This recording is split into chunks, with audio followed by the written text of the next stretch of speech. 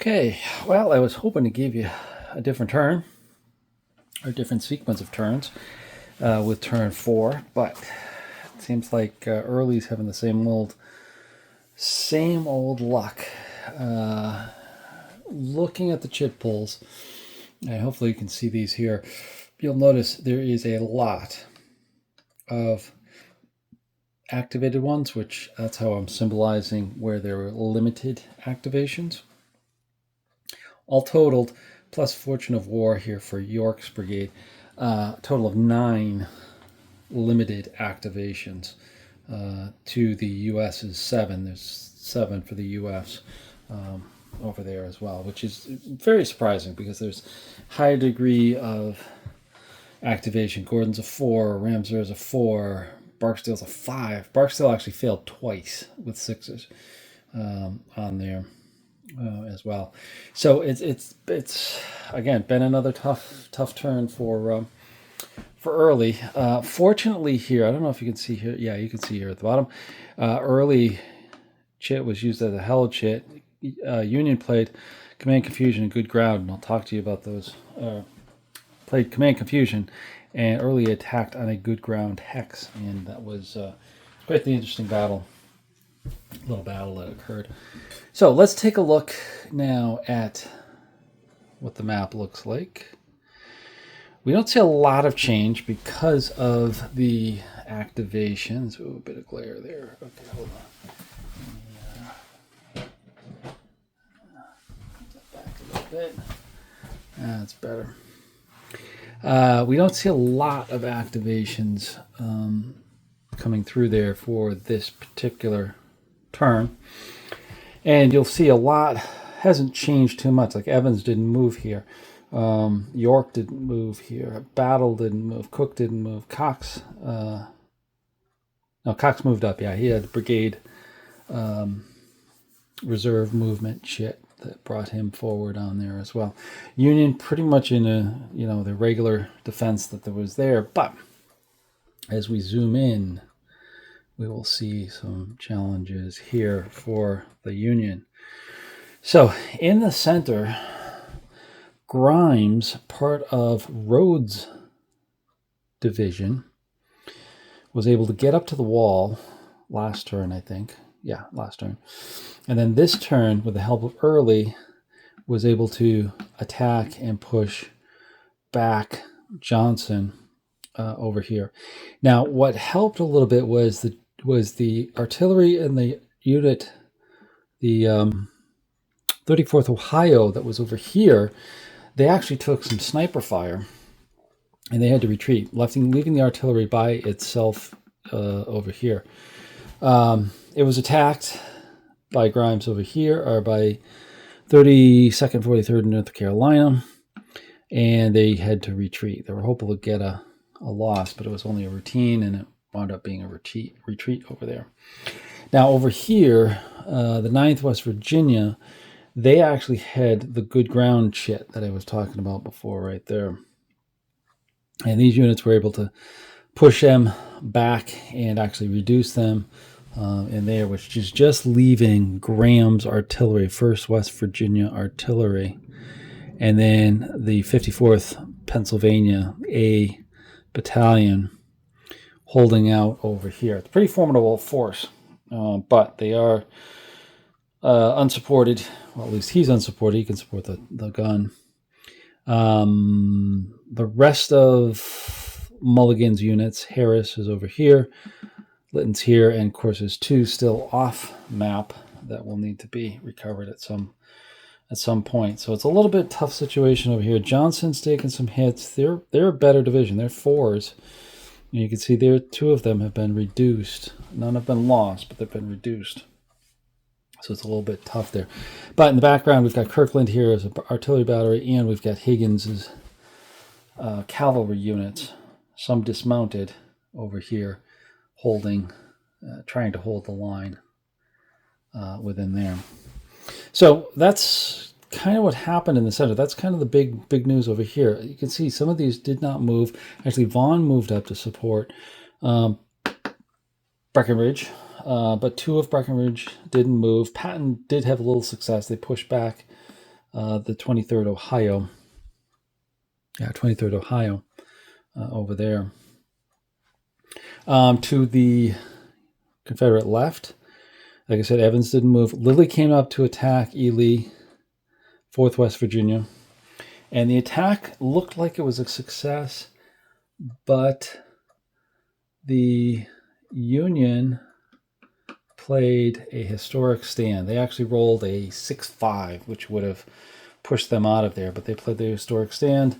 When the second roll came up here, they wound up nothing for depleted, but then a morale hit for the Confederates. So it's a little bit of a tough situation there for the Confederates. So having a lot of trouble trying to push the lines. Union still control of Pritchard's Hill, as well as having reserves over here. Wells did not move over here.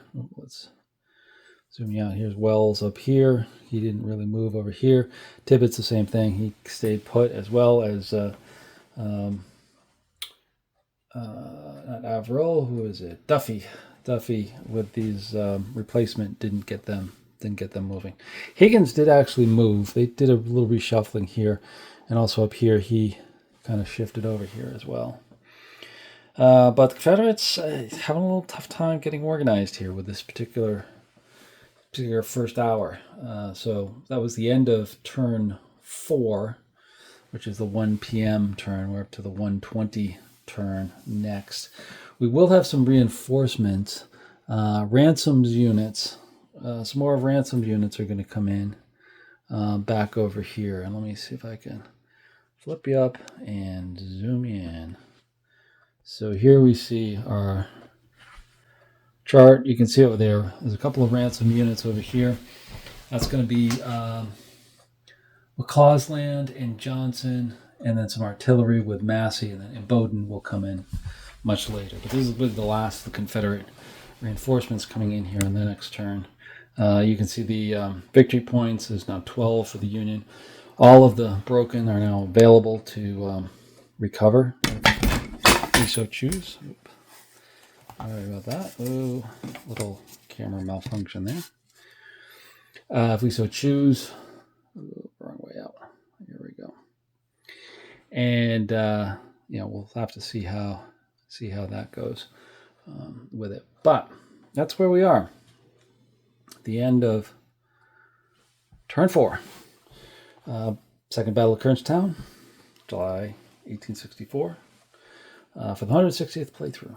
So hopefully you're enjoying, and stay tuned for the next one. Okay, welcome back to the end of turn 5, 1:20 p.m., July 24th, 1864, Second Battle of Kernstown. Revolution Games for the 160th anniversary playthrough. So at this turn, you can see where we stand. Union's got 15 victory points. Still got only 4 units, 3 Union, 1 Confederate on the broken track. We did try to get one of the Confederates off, the Confederate off, I should say. And that obviously didn't work out. You still see them on there. Union still has 2 over there, 2 for Lytton and 1 for Ely that are on the broken track there. So that's where we stand. Now, next thing is, how did we do chit-wise? And you can kind of see those over here to the left. I think I can get them all in there, hopefully. Let me zoom out just a little bit. There you go. Okay. So here's where we are with the chits. Again, Confederates having a little tough time. It was better for the Confederates this term, I will say. But still having a tough time. And notice there's 1, 2, 3, 4, 5, 6, 7, 8, plus the Fortunes of War. 9 limited or non-activations for the Confederates. Union was a little bit better. 1, 2, 3, 4, 5, 6, including Crook, as he's not very good getting an activation. So a little bit better for the Union. Confederates still struggling. but a little bit different because few of the good chits came out. We had Grimes come out, which was actually a big help early.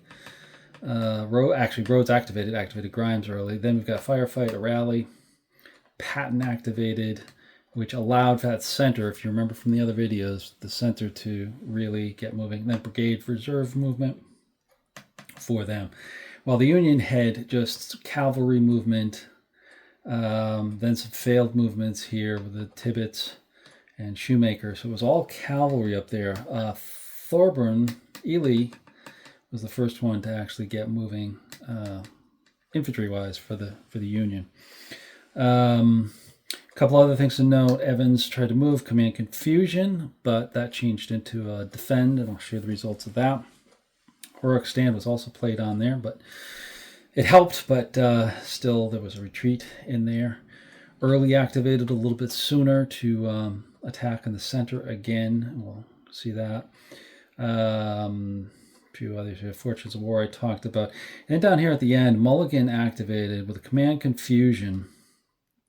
And he did a little bit of damage here that I'll show you as well. So again, most of the activity and the way this attack is going, it is definitely a battle in the center. And here we are. If I tip you down a little bit so you can see everything. Here's where we stand with everything. So in the center, let me actually zoom into the center because I think that's where the key action is. Right over here. A couple things. Grimes, as I said, activated first. He was able to come in here and break through that last infantry artillery combination over here. That was with this guy right here, the 1st West Virginia F battery. And you'll notice they actually reduced. They took the hit because they were the higher strength point there. And then the infantry unit that was with it, the 9th West Virginia, or excuse me, not the 9th West Virginia. Here it is. Oh no, excuse me. It was this one, Lytton. This guy right here. He had to retreat 3 hexes. So he got out of there in good order, but he had to retreat. So Grimes actually cleared this, getting a little bit more of the Valley Road. The walls helped them here. The stone walls helped them here a little bit to hold their ground. Battle moved up. He moved with the brigade activation, and he was in perfect position to strike, but he got the fog of war laid on him. Chaos of battlefield chaos was laid on him. And consequently, Rhodes actually failed the activation too, so he couldn't go after the 2nd infantry artillery stack, up here. So, that was a rough situation for them there as well. Patton moved up, pushed back Johnson over here a little bit, but then subsequently got hit with defensive fire. And actually, if you notice, the Sharpshooter Brigade was reduced and had to retreat there as well. So this area is still well contended here. Quite the battle going on over here. Terry, on the other hand, came up, activated, and was able to get forward. He actually was able to rally his troops and then move forward with his activation, looking to attack the reduced 54th Pennsylvania Battalion right here. Now, this first one came up, the 2nd and 33rd Virginia, the Stonewall Brigade, came up and wanted to attack him over here. They did successfully attack them, but the cohesion test was not good. It was a very low roll. It was I believe it wound up being a tough, routine, not tough, routine result. And all that happened to him was they reduced, but then they passed their break test. So all they got was a shaken marker on them. Meanwhile, they actually got the bad side of the skedaddle, and they got this guy right here got a shaken and retreat too. So I was like, okay, that's a little bit tough, because the defensive fire with them was was nothing. Both Harris and Lytton missed on theirs. So then we did the same thing again with this unit here. And this unit was actually up here as well. The reduced 21st and 50th was up there, so supporting it. They tried again. Again, defensive fire was no good. Roll came out being just another routine. And the same situation came up here where this guy got, this time there was no reduction. And this guy got the, took a morale hit. So very strange situation where the 54th Pennsylvania Battalion held out at dramatic odds against the Terry's brigade trying to attack and push forward towards Pritchard's Hill over here. Another situation over here with Evans. Evans activated command confusion, was going to attack, eventually defended, but they were able to shoot and knock back Harris here. They had to retreat actually too, and then subsequently moved up one, but pushed back. And then they kind of crept up here a little bit to kind of get in position. Obviously, with defensive orders, you can't gauge, but they took what ground they could up against it. And then one other thing to note over here too, with Lily over here, they tried to shoot at them, but on a limited activation, failed. This guy actually got hit with another morale, and I think he's now at a broken, he's at a broken state over here. So he's going to have to recover a bit as well as rally on here. But good ground was placed over here to keep them in position. Although I think next turn they're going to have to fall back to position around Pritchard's Hill because they'll be off on their own here. And I'm trying to get Ely to fill in here with Harris being pushed back and Lytton being really damaged quite heavily. Back up over here. But Evans is in good position to do this. Both Lewis and Johnson had horrible rolls. Johnson didn't even activate, same spot they were before. Lewis did a defensive and shifted around here. I seem to be... oh, there's the other Lewis. Okay, I was wondering. Yeah, they're both stacked together. I was looking for him. I thought that was a shaken marker underneath him. So anyways, that's pretty much where the action stood. The rest of the battlefield, if I zoom, not in, but out, we will see pretty much everybody stayed the same. Wells failed. Jackson failed over here. Powell did move up on the Union left flank. Schumacher stayed where he was. Same thing over here. With Breckinridge, Forsberg failed. Smith tried to... Smith went defensive. They've got to try to rally, get the other units in. Vaughn didn't move. But we did get reinforcements. You can see over here, artillery is now moving up over here. I think they'll line this ridge over here to try to fire into Hayes to hopefully open up Breckinridge for potentially a surprise attack at some point. And then way over to the right side here, we have more of the cavalry, Confederate cavalry. We have McCausland, and then down here, Johnson. He's just off camera. Where am I? Just off camera over here. Has come on board. He failed his activation to come on, so he's sitting back at his starting hexes. So they've come on to support, as well as the other artillery for the Confederates are moving up slowly but surely. We've got Millridge over here has moved up a little bit, but we still have all of them over here to attack with. So I think still the attack is going to be at the center. It's going to be down, right up the Valley Pike. Valley Pike is the key location here for the Confederates to get in there, as well as drive on Pritchard's Hill, because as we saw up here on our victory point track, Union is up to 15 victory points over here, and we need to stop that surge coming in there, because the fighting here, Union has been getting some good dice rolls and some good results from either the activations or the combat. So I think it may be a low losses scenario. So it's going to be important to minimize the amount of Union points that are picked up here, because the Union eventually here is going to skedaddle all the way off the board to get points. So that's another reason to attack with the pike, take off this route of retreat, for them going forward. So very interesting battle, some interesting decisions. Hopefully they come through in my commentary on this in terms of what Crook and Early have to do for the battle and managing it. And we'll go from there. So that's the end of turn 5. Let's go on to turn 6. See you at that point. Okay, we're back with the end of turn 6, 1:40 p.m. Second Battle of Kernstown, July 1864.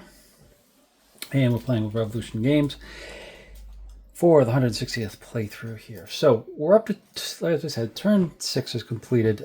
This became a much better turn for the Confederates. I'll outline the chits here in a second. I wanted to start out this time showing you the map and where everything is, because there's a lot of action here on the Confederate side, and the chits will support it, but I just wanted to start off over here with it. So first thing, let's start off with at the beginning of the turn, we had some cavalry movement over here on the Confederate right. You can see both Johnson and McCausland moved up here, trying to turn the flank over here. Shoemaker and Powell repositioned over here to provide a blocking force. But this is a serious threat to the Union left flank over here, as they can move around here and threaten over here. There's a good amount of troops. We've got 4 regiments each with some good firepower that can go around there, that the Union is going to have to be concerned about. That's threatening here. The same thing happened down here with Breckinridge, where Forsberg was able to move up across here, threaten Hayes's flank over here, as well as the artillery batteries have gotten into position now to potentially shell Hayes. So I think Hayes is going to have to retreat off of here to a better position somewhere down in the woods, maybe over in here. But it's definitely very threatening. At the same time, Smith recovered his broken unit, the 60th Virginia. They came back in. Other than that, they didn't do too much, just holding Hayes in there. A little bit of shooting back and forth, but no real effect on there as well.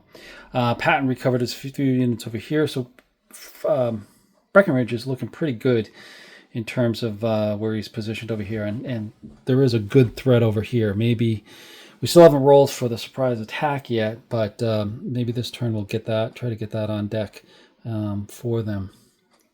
Now in the center, we had most of Rhodes' troops move up. Cook is still sitting back here. You can just see him below off camera down here, but we've got Grimes, Battle, and Cox. Grimes actually was the only one who attacked. 3 out of 4 chits for Rhodes were limited activations. So unfortunately, Grimes was the only one who attacked. He was able to push back Johnson, the 91st Ohio of Johnson's, as well as push back the artillery there as well.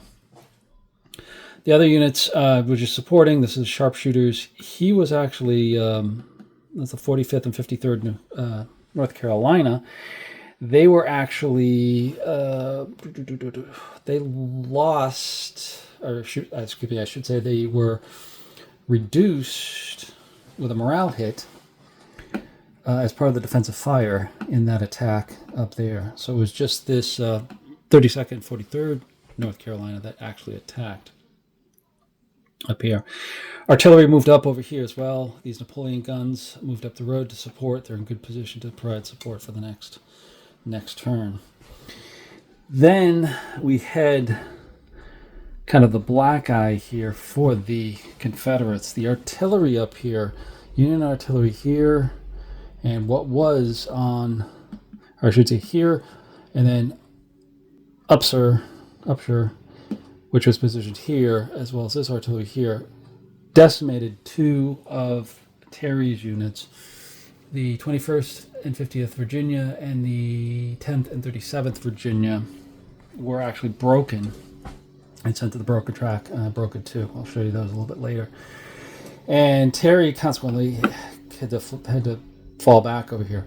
But as you can see, the bigger news was that Evans from Gordon's brigade was able to scale the hill, Pritchard's Hill, and attack Harris and then subsequently Ely's units, and actually break Harris. You can see Harris over here. He's still in good order, but he does have a morale hit on him. And then the other one over here, he was reduced and has morale markers on there as well. So it broke through over there and actually captured Pritchard's Hill. There's the victory hex right there. They actually got 2 points at the end of the turn, reducing the Union points now to 13, which I'll show you here in a little bit. So that was the big story, that Evans was able to move up and attack and push the Union out of Pritchard's Hill. Then as we move along here, we can see we have Ramseur's units. Lewis moved up. They actually were able to shoot and drive back these, if I zoom it up there a little bit, there we go, these troops of Ely, and then be able to move up in coordination with Evans and look to potentially pose attacks to this reduced Harris unit and Ely's troops over here. Other units, Lilly or Johnson's didn't move. He was another limited activation. Lilly, they did some shooting at that unit beforehand, and then they reduced the disrupted to a shaken marker over here. Artillery over here was somewhat effective in terms of driving back some of Ely's units, and then we had Jackson way over here who didn't activate at all. He was limited activation. So all in all, the Confederates made out pretty good this turn, particularly with the capturing of Pritchard's Hill and pushing back and positioning, particularly on the Confederate right, to potentially cut off retreats over there. From the Union perspective, they did well eliminating 2 of Terry's units over here with the artillery. Artillery was very good at this point to do that, but the infantry, missing on their shots, and then subsequently the close combat going for the Confederates in several spots here and over in here as well. So I think the Union's got some thinking to do about how long they're going to stay up here on Pritchard's Hill. We're coming up in turn 7, which is going to be the 2 p.m. turn. They've got another hour before they can start retreating, but I'm retreating off the board for victory points. But I'm also thinking that they may need to reposition and kind of close their defensive perimeter here a little bit closer to the north edge so that they can position to get off there as quickly as possible, get points. Because the way it is now, the Confederates most likely have held this. There may be a little fight next turn, but the Confederates in the end should wipe out any of the Union victory points that they had and subsequently gain 16 victory points over there, which means they still have a lot of work to do to try to eliminate Union units. They can't just sit back and take that hex. They've got to eliminate some units to get a more substantial victory than just capturing Pritchard's Hill. At the same time, the Union needs to preserve units and get them off the map as soon as possible.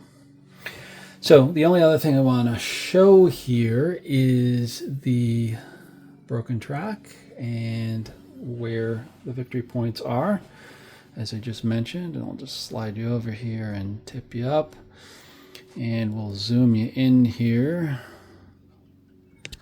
a little bit so we can see. Ooh, here we go. You can kind of see this. Let's bring you over a little bit, tip you up, and zoom in. There we go. That looks better. Okay, so you can see the 2 Terry units there on the broken 2 track right here. We still have Union units over here, but hopefully we may say you start using the rally shit for the Union to get them back on the board so they can retreat out. You can see the victory is now Union 13 instead of 15 on there as well, and we've moved that marker up to turn 7 with the victory there, with the turn track, I should say, not victory hexes. All right, so let me now give you one more view. And this is now going to be with the chits, because I know people like to see how the chits went, and talk it through. So here's what I said before. We can see most of the